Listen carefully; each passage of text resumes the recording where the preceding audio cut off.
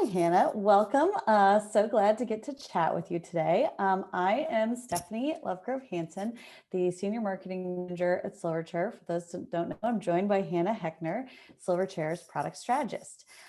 We thought we would just have a little chat today to talk about Silverchair's new tool recently announced called Silverchair Composer, the new authoring tool. So can you tell us more about the impetus behind the tool, Hannah? Yeah, definitely. Hey, Stephanie. So we started developing Silverchair Composer back in February, wanting to provide a place for the content that isn't going to fit easily into the research structure that we have created with the platform. This is content that a lot of our publishers are currently creating, and it also is probably a lot of what they might be hoping to create in the future.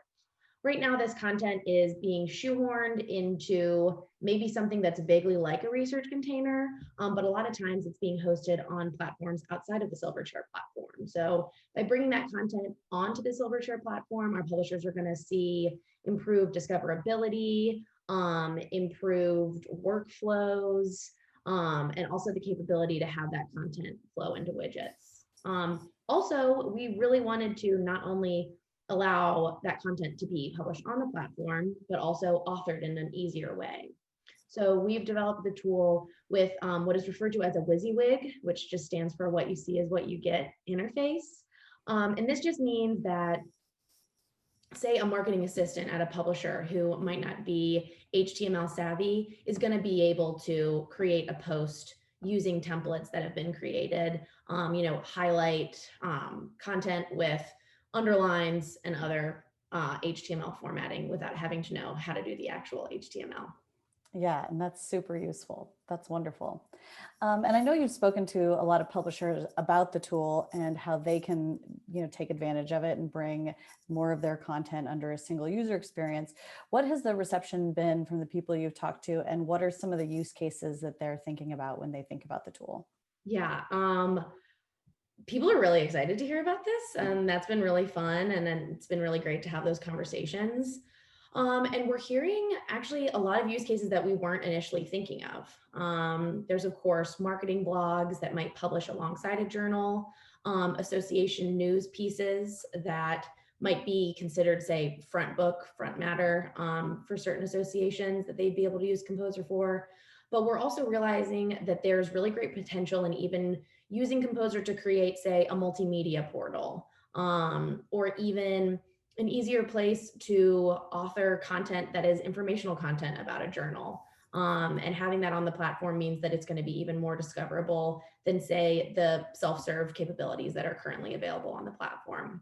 I'll also say that while we're looking to satisfy that sort of in-between content, content created on Composer is also going to be able to have a lot of the same characteristics as research content. You're going to be able to assign a DOI, and also have content created in Composer appear in widgets alongside platform content, and vice versa.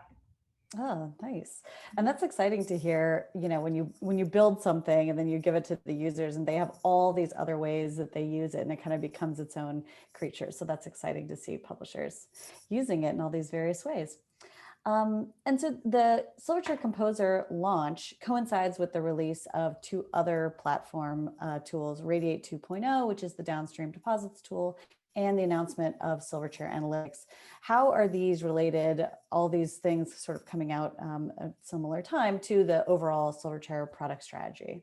Yeah, 2020 has been busy for sure. Seriously. So we always like to say that developments in the Silverchair platform are being done to save our publishers money, to help them make more money, and or to fulfill their mission. And I feel like this trio of offerings is really indicative of that. Mm-hmm.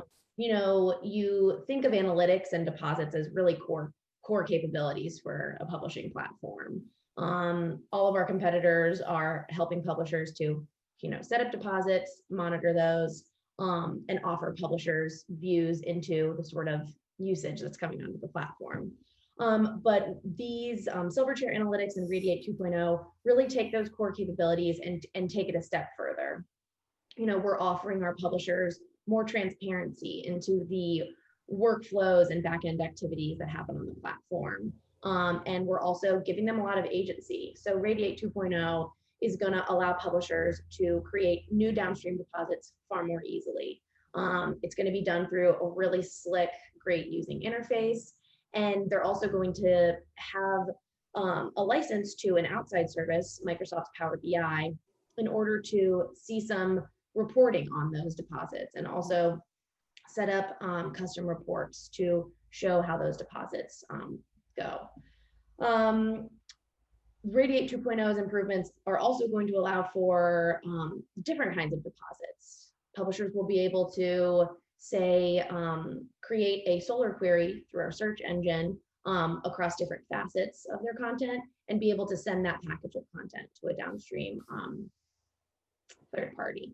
With analytics, it's very similar. We're doing a lot of the same things that we've already been doing. We'll continue to, of course, offer counter reports and publisher reports, but we're going to offer also a license through Power BI for publishers to create custom reports that suit their business needs. So we're really excited about all of this.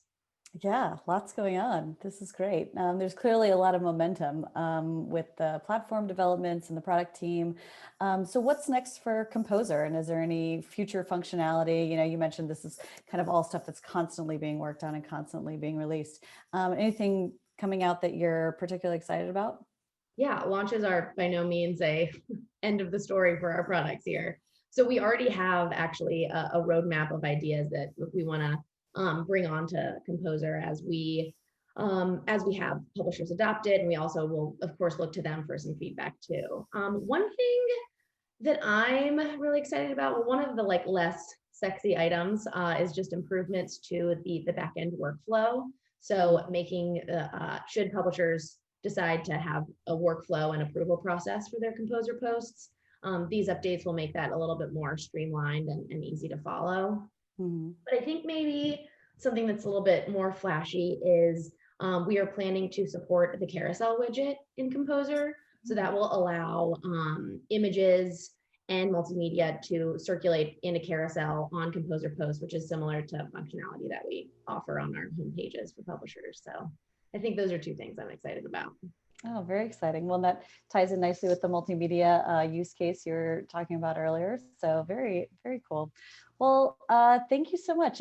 This is a nice sort of overview, and get to hear more about sort of the behind the scenes view of the product. If anyone listening is interested in learning more, you can visit our website, silverchair.com/composer, or reach out directly to Hannah, and we'd be happy to show you more. Thank you so much, Hannah. Awesome. Thank you. Bye, y'all.